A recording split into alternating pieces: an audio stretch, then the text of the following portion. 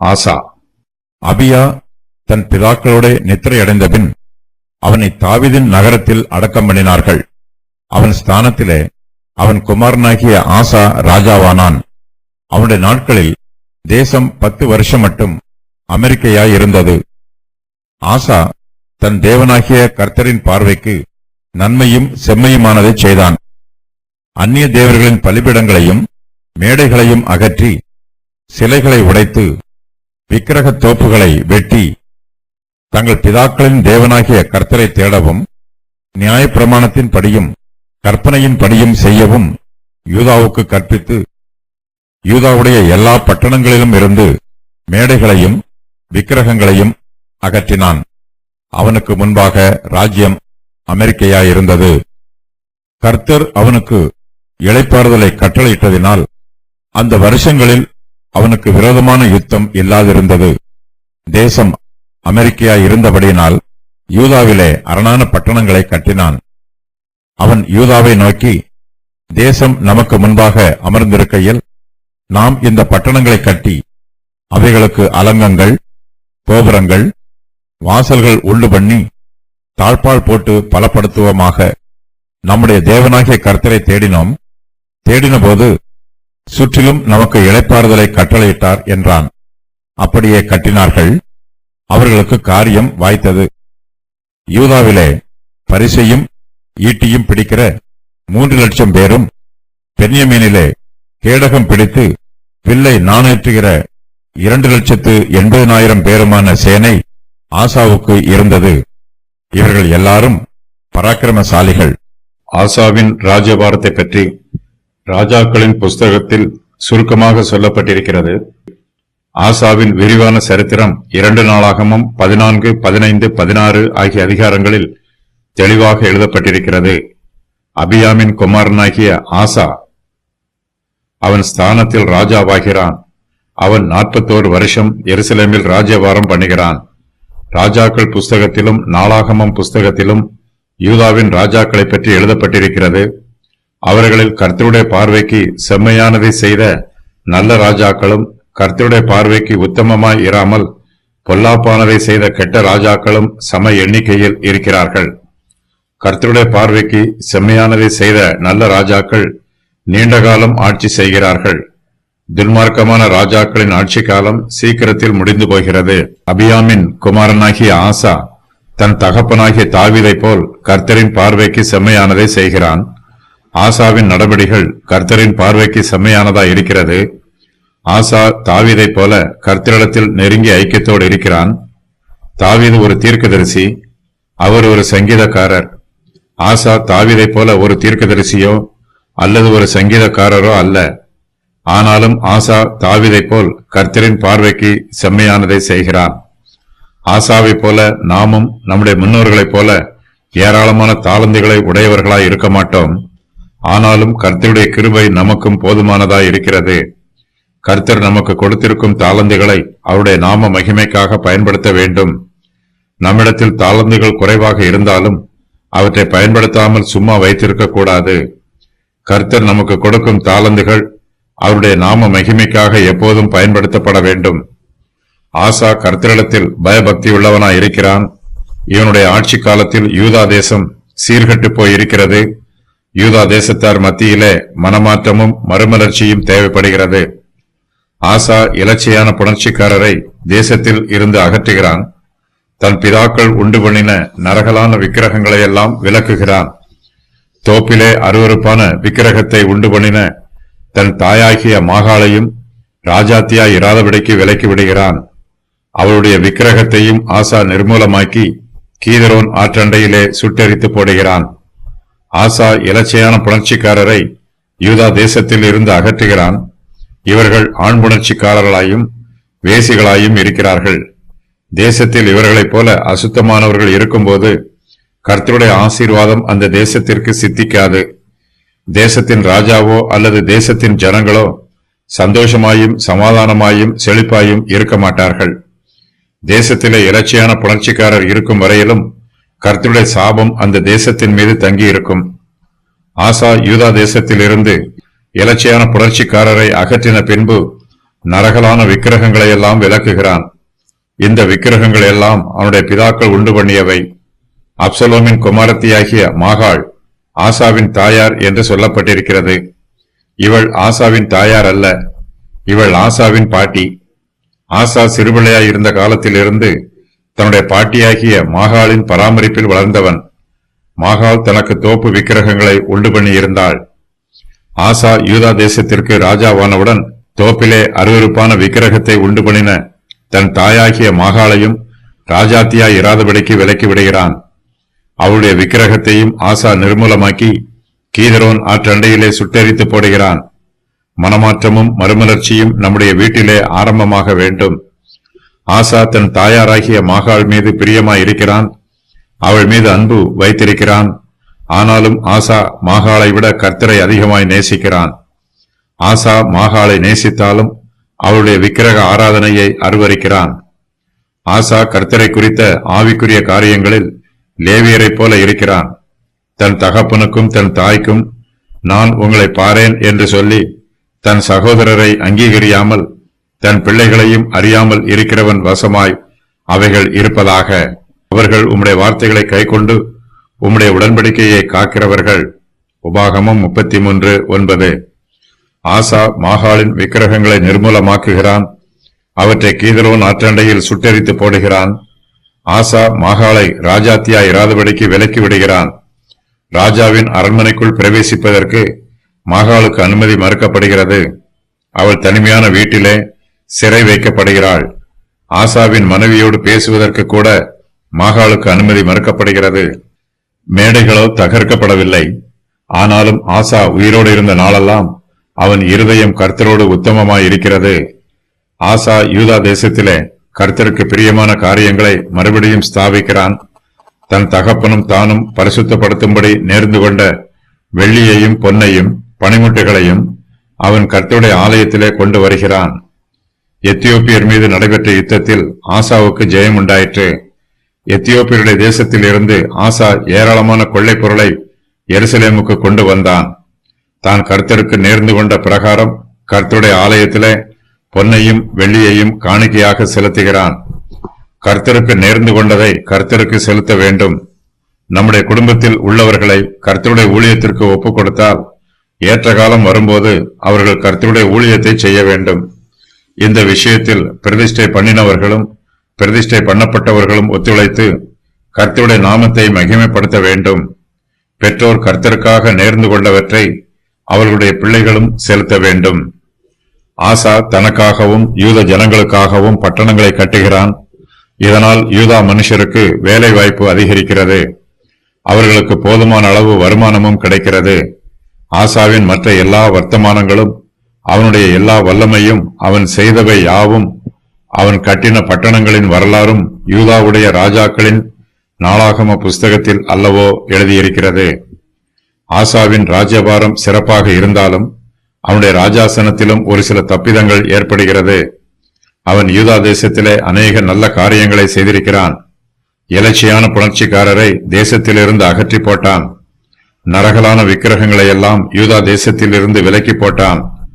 ஆனாலும் அவன் மேடைகளை தகர்க்கவில்லை. ஆசாவினிடத்தில் நல்ல சுபாவங்கள் ஏராளமாய் இருக்கிறது. ஆனாலும் அவன் செய்ய வேண்டிய சில காரியங்களை செய்யாமல் விட்டுவிடுகிறான். தன்னுடைய தாயாகிய மாகாளின் விக்கிரகத்தை ஆசா நிர்மூலமாக்கினான். அதை கீதரோன் ஆற்றண்டையில் சுட்டெரித்து போட்டான். அவள் மேடைகளையும் தோப்புகளையும் உண்டாக்கி அவற்றிலே அருவருப்பான விக்கிரகங்களை உண்டு பண்ணினாள். ஆசா அவளுடைய விக்கிரகங்களை நிர்மூலம் பண்ணினாலும் அவள் உண்டு பண்ணின மேடைகளை தகர்க்கவில்லை. இதனால் ஆவிக்குரிய மறுமலர்ச்சியில் தடை உண்டாயிற்று. மேடைகள் தகர்க்கப்படாமல் இருப்பதினால் அங்கே விக்கிரக ஆராதனை மறுபடியும் ஆரம்பிக்கப்படுவதற்கு வாய்ப்பு உண்டாயிற்று. ஆசா விக்கிரகங்களின் மேடைகளை தகர்க்காவிட்டாலும் அவன் தன் தகப்பனாகிய தாவீதைப் போல் கர்த்தரின் பார்வைக்கு செம்மையானதை செய்கிறான்.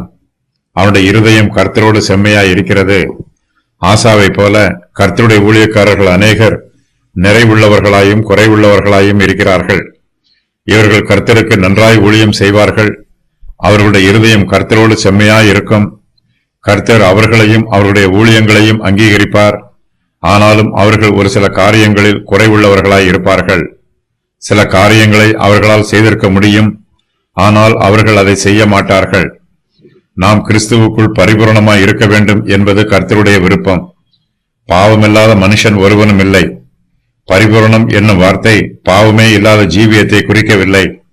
நம்முடைய எண்ணத்திலும் கிரியையிலும் நாம் கர்த்தருக்கு உண்மை உள்ளவர்களாய் இருக்க வேண்டும். இதுவே கர்த்தர் நம்மிடத்திலிருந்து எதிர்பார்க்கும் பரிபூரணம். ஆசா தானும் தன் தகப்பனும் நேர்ந்து கொண்ட பொக்கிஷங்களை கர்த்தருடைய ஆலயத்திலே கொண்டு வருகிறான். இது மிகவும் நல்ல காரியம். சமஸ்த இஸ்ரவேல் ராஜ்யம் இரண்டாக பிரிந்த பின்பு ஆசா யூதாவின் மீது மூன்றாவது ராஜாவாக இருக்கிறான். சவுல் ராஜாவின் காலத்திலிருந்து கணக்கு பார்க்கும்போது ஆசா ஆறாவது ராஜாவாக இருக்கிறான். ஆசாவினுடைய நாட்களில் தேசம் 10 வருஷம் மட்டும் அமெரிக்கையா இருந்தது. ஆசாவின் தகப்பன் அபியா யெரொபெயாமோடு யுத்தம் பண்ணி 10 கோத்திரத்தாரையும் முறியடித்தான். இதனால் யூதா தேசத்தில் அமைதி உண்டாயிற்று. யூதாவில் ஆட்சி புரிந்த ராஜாக்களில் ஆசாவே முதலாவது நல்ல ராஜாவாக இருக்கிறான். ஆசா தன் தேவனாகிய கர்த்தரின் பார்வைக்கு நன்மையும் செம்மையுமானதை செய்கிறான். கர்த்தரை பிரியப்படுத்த வேண்டும் என்பதே ஆசாவின் விருப்பம். கர்த்தர் தன்னையும் தன்னுடைய கைகளின் கிரியைகளையும் அங்கீகரிக்க வேண்டும் என்று ஆசா எதிர்பார்க்கிறான். ஆசா அதற்கேற்ற நன்மையான காரியங்களையும் செம்மையான காரியங்களையும் செய்கிறான். கர்த்தருடைய பார்வை தன் மீது எப்போதும் பதிந்திருக்கிறது என்பது ஆசாவுக்கு தெரிந்திருக்கிறது.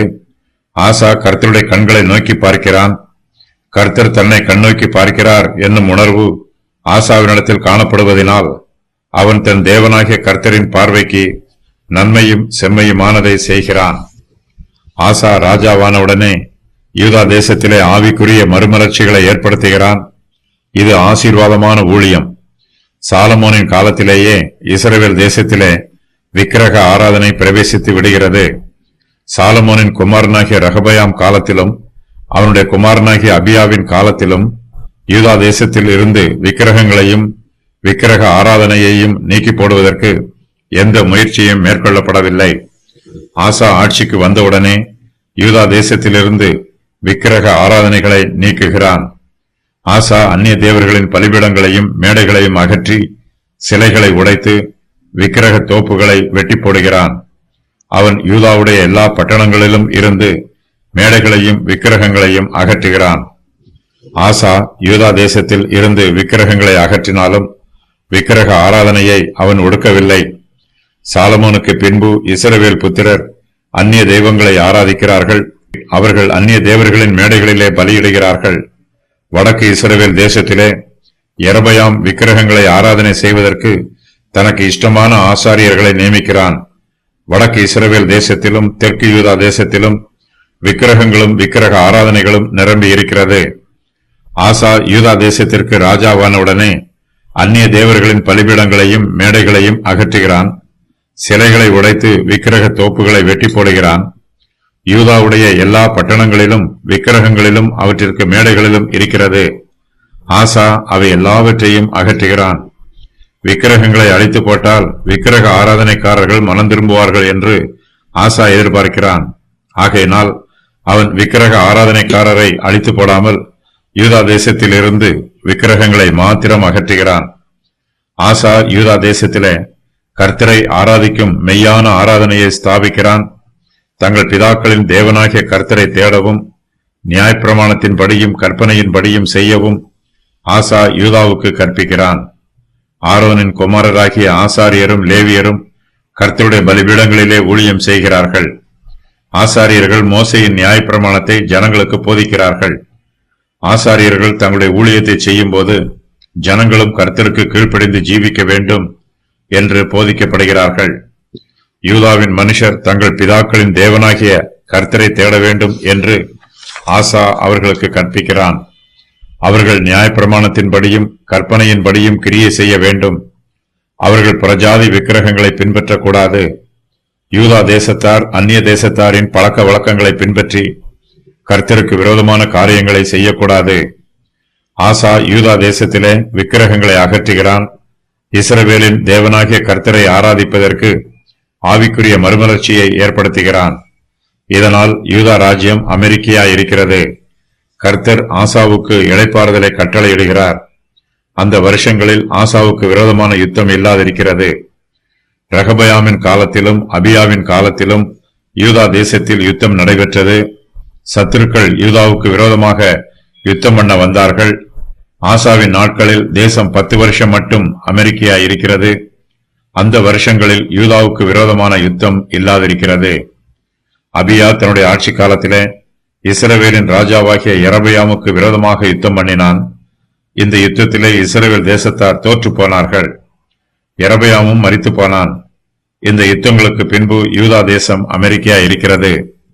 ஆசாவின் ஆட்சி காலத்திலே யூதா தேசம் யுத்தமில்லாமல் அமெரிக்கா இருப்பதினால் ஆசா ஆவிக்குரிய காரியங்களில் கவனம் செலுத்துகிறான். யூதா தேசத்திலே ஆவிக்குரிய மறுமலர்ச்சியை ஏற்படுத்துகிறான். ஆசாவின் தகப்பனாகிய அபியாவும் கர்த்தரிடத்தில் பக்தி உள்ளவனாயிருந்தான். ஆசாவின் காலத்திலே யூதா தேசத்திலே ஆவிக்குரிய மறுமலர்ச்சி ஏற்படுவதற்கு அபியாவின் பக்தியும் ஒரு காரணம். யூதாவிலே ஆவிக்குரிய மறுமலர்ச்சி உண்டாவதற்கு அபியா பாதைகளை செம்மைப்படுத்தி இருக்கிறான். கர்த்தர் ஆசாவுக்கு இளைப்பாறுதலை கட்டளையிட்டிருக்கிறார். இந்த இளைப்பாறுதல் கர்த்தருடைய கிருபையான ஈவு என்பதை ஆசா அறிந்து கொள்கிறான். ஆசா யூதா தேசத்திலே விக்கிரகங்களை அகற்றி போட்டான். ஆவிக்குரிய ஆராதனைகளை புதுப்பித்தான். ஆசாவின் ஊழியத்திற்கு வெகுமதியாக கர்த்தர் யூதா தேசத்திலே இளைப்பாறுதலை கட்டளையிட்டிருக்கிறார். நாம் கர்த்தரை தேடும்போது கர்த்தர் நமக்கு இளைப்பாறுதலை கட்டளையிடுவார். வருத்தப்பட்டு பாரம் சுமக்கிறவர்கள் கர்த்தராகிய இயேசு கிறிஸ்துவினிடத்தில் வரும்போது அவர்களுடைய உள்ளத்திலே இளைப்பாறுதல் கிடைக்கும். கர்த்தரை தேடுவது நல்லது என்பதையும் அதனால் நமக்கு இளைப்பாறுதல் உண்டாகும் என்பதையும் நம்முடைய சொந்த அனுபவத்தின் மூலமாய் நாம் உணரலாம். யூதா தேசம் அமெரிக்கா இருக்கும்போது இந்த அமெரிக்கையை யூதா தேசத்தின் நன்மைக்காக எவ்வாறு பயன்படுத்திக் கொள்வது என்பதை ஆசா யூதா தேசத்தாரோடு கலந்து ஆலோசிக்கிறான். அவருடைய மூப்பரிடத்தில் இது பற்றி பேசுகிறான். யூதா தேசத்தார் எல்லோரும் யுத்தமில்லாத அமெரிக்கையை அனுபவிக்கிறார்கள். இந்த சந்தோஷத்தையும் அமெரிக்கையையும் அவர்கள் நன்மைக்கு ஏதுவாக பயன்படுத்திக் கொள்ள வேண்டும். யூதா தேசத்திலே யுத்தம் இல்லாதிருக்கிறது. தேசம் அமெரிக்கா இருக்கிறது. ஆகையினால் யூதா தேசத்தார் ஒரு வேலையும் செய்யாமல் சும்மா இருந்துவிடக்கூடாது. சோம்பேறித்தனம் மிகவும் ஆபத்தானது. ஆசா இதை உணர்ந்து அமெரிக்கையான இந்த காலத்தில் யூதா தேசத்திற்கு நன்மையான காரியங்களை செய்ய வேண்டும் என்று விரும்புகிறான். யூதா தேசம் அமெரிக்கா இருந்தபடியினால் ஆசா யூதாவிலே அரணான பட்டணங்களை கட்டுகிறான். ஆசா யூதா ஜனத்தாரை நோக்கி, தேசம் நமக்கு முன்பாக அமர்ந்திருக்கையில் நாம் இந்த பட்டணங்களை கட்டி அவைகளுக்கு அலங்கங்கள், கோபுரங்கள், வாசல்கள் உண்டு பண்ணி தாழ்பால் போட்டு பலப்படுத்துவோமாக என்று சொல்லுகிறான். யூதா தேசம் அமெரிக்கா இருக்கிறது. கர்த்தர் கொடுத்த இளைப்பாறுதலை ஜனங்கள் அனுபவிக்கிறார்கள். இந்த ஆசீர்வாதங்களுக்கு தன்னுடைய திறமையோ அல்லது யூதா தேசத்தாரின் படைபலமோ காரணமல்ல என்றும் கர்த்தருடைய கிருபையும் அனுக்கிரகமுமே காரணம் என்றும் ஆசா அங்கீகரிக்கிறான். ஆசா யூதா தேசத்தாரை நோக்கி, நம்முடைய தேவனாகிய கர்த்தரை தேடினோம். தேடினபோது சுற்றிலும் நமக்கு இளைப்பாறுதலை கட்டளையிட்டார் என்று சொல்லுகிறான். யூதாவின் மனுஷர் ஆசாவின் வார்த்தைக்கு கீழ்ப்படிந்து யூதாவிலே அரணான பட்டணங்களை கட்டுகிறார்கள். கர்த்தருடைய கிருபை அவர்களோடு கூட இருந்ததினால் அவர்களுக்கு காரியம் வாய்க்கிறது. சபை குழப்பமில்லாமல் அமைதியாய் இருக்கும்போது சபையிலே பக்தி விருத்தி கட்டி எழுப்பப்பட வேண்டும். சபைகள் பலுகி பெருக வேண்டும். சபையின் அமைதியான காலங்களை அதன் ஆசீர்வாதத்திற்கு பயன்படுத்திக் கொள்ள வேண்டும். அப்பொழுது யூதேயா, கலிலேயா, சமாரியா நாடுகளில் எங்கும் சபைகள் சமாதானம் பெற்று பக்தி விருத்தி அடைந்து கர்த்தருக்கு பயப்படுகிற பயத்தோடும் பரிசுத்த ஆவியின் ஆறுதலோடும் நடந்து பெருகின. அப்போஸ்தலர் 9:31. தேசத்திலே சமாதானம் உண்டாயிருக்கும் போது வரப்போகிற பிரச்சனைகளை சந்திப்பதற்கு நம்மை ஆயத்தம் பண்ணிக்கொள்ள வேண்டும். தேசத்தில் இப்போது அமைதி இருப்பதினால் தேசம் எப்போதுமே அமைதியாயிருக்கும் என்று சொல்ல முடியாது.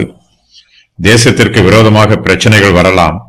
ஆகையினால் ஒவ்வொரு தேசமும் யுத்தமில்லாத காலங்களிலே தங்களை யுத்தத்திற்கு ஆயத்தம் பண்ணிக் கொள்வது மிகவும் நல்லது. யூதா தேசத்திற்கு விரோதமாக யுத்தம் இல்லாதிருக்கிறது. தேசம் அமெரிக்கா இருக்கிறது. ஆசா இந்த அமெரிக்கான காலத்தை பயன்படுத்தி யூதாவிலே அரணான பட்டணங்களை கட்டி தேசத்தின் பாதுகாப்பை பலப்படுத்துகிறான். அவன் பட்டணங்களுக்கு அலங்கங்களையும் கோபுரங்களையும் வாசல்களையும் உண்டு பண்ணுகிறான். வாசல்களின் கதவுகளுக்கு தாழ்பாள்கள் போட்டு பலப்படுத்துகிறான். ஆசா யூதாவின் மனுஷரை நோக்கி, இந்த பட்டணங்களை கட்டி பலப்படுத்துவோமாக என்று சொல்லும்போது ஒரு யுத்தத்தை எதிர்பார்ப்பது போல பேசுகிறான். யுத்தம் வந்துவிட்டால் அதன் பின்பு யூதாவின் மனுஷரால் அரணான பட்டணங்களை கட்டுவது முடியாது, கட்டின பட்டணங்களை பலப்படுத்தவும் முடியாது. ஒவ்வொரு வேலையையும் அதற்கு ஏற்ற காலத்தில் செய்ய வேண்டும். வெள்ளம் வருவதற்கு முன்பாக அணை போட வேண்டும். ஆபத்து வருவதற்கு முன்பாகவே தற்காப்புக்கான வேலைகளை செய்து முடிக்க வேண்டும். ஆசாவின் யோசனைப்படியே யூதாவின் மனுஷர் யூதாவிலே அரணான பட்டணங்களை கட்டுகிறார்கள். அவர்களுக்கு காரியம் வாய்க்கிறது. யூதா தேசத்திலே ஆசாவுக்கு விரோதமான யுத்தம் இல்லாதிருக்கிறது. தேசம் அமெரிக்கா இருக்கிறது. ஆனாலும் ஆசா தன்னுடைய சேனையை பலப்படுத்துகிறான். யூதா தேசத்திற்கு விரோதமாக அந்நிய தேசத்தார் திடீரென்று யுத்தம் பண்ண வந்தால் யூதா தேசத்தை பாதுகாக்க ஆசா தன்னுடைய யுத்த வீரர்களை ஆயத்தமாக வைத்திருக்கிறான். யூதாவிலே பரிசையும் ஈட்டியும் பிடிக்கிற 3,00,000 பேரும், பென்யமீனிலே கேடகம் பிடித்து வில்லை நாணேற்றுகிற 2,80,000 பேருமான சேனை ஆசாவுக்கு இருக்கிறது. இவர்கள் எல்லோரும் பராக்கிரமசாலிகள். தெற்கு யூதா தேசத்திலே யூதா கோத்திரத்தாரும் பென்யமீன் கோத்திரத்தாரும் மாத்திரமே இருக்கிறார்கள். 2 கோத்திரங்களிலும் ஓரளவு சம எண்ணிக்கையில் யுத்த வீரர்கள் இருக்கிறார்கள். இவர்கள் எல்லோருமே பராக்கிரமசாலிகளாய் இருக்கிறார்கள். யூதா தேசத்தில் உள்ள 2 கோத்திரத்தாரிடமும் வெவ்வேறு விதமான ஆயுதங்கள் இருக்கிறது. யூதா கோத்திரத்தார் பரிசையும் ஈட்டியும் பிடித்திருக்கிறார்கள். பென்யமீன் கோத்திரத்தாரோ கேடகம் பிடித்து வில்லை நாணேற்றுகிறார்கள். ஒரு கோத்திரத்தார் யூதா தேசத்தின் பாதுகாப்பை பலப்படுத்துகிறார்கள். மற்றொரு கோத்திரத்தாரோ சத்துருக்களுக்கு விரோதமாக யுத்தம் பண்ண ஆயத்தமாய் இருக்கிறார்கள். யுத்தத்தில் தற்காப்பும் தேவைப்படுகிறது, சத்துருக்களின் சங்காரமும் தேவைப்படுகிறது. சாலமோன் ராஜா அடித்த பொன் தகட்டால் 200 பரிசைகளை செய்வித்தான். ஒவ்வொரு பரிசைக்கு 600 சேக்கல் நிறை பொன் சென்றது. அடித்த பொன் தகட்டால் 300 கேடகங்களையும் செய்வித்தான். ஒவ்வொரு கேடகத்திற்கு 3 ராத்தல் பொன் சென்றது.